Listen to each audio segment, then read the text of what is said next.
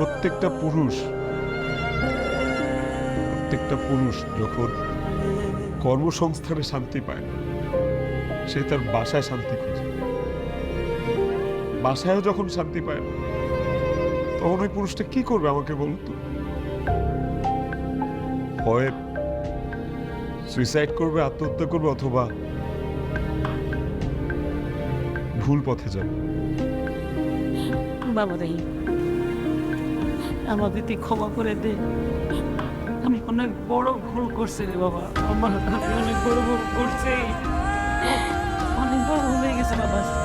মাও তো দোষ করে না, কোনো কাছে দোষ করতেই পারে না, বয়স হয়েছে না। আমি একটু মাফ করে দিচ্ছি, তোমাকে মাফ করে দিচ্ছি।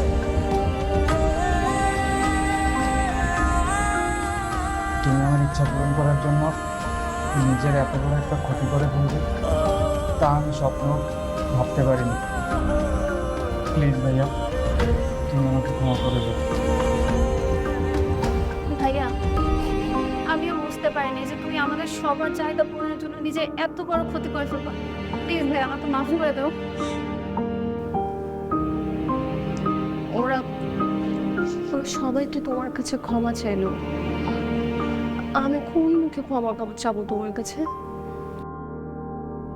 তোমার আমার কাছে কোনো ক্ষমা চাওয়া দরকার নেই। তুমি আমার বউ, তুমি যত ভুল করার করো, আমি একেবারে বুড়ো বয়সে তোমাকে মাফ করে দিব।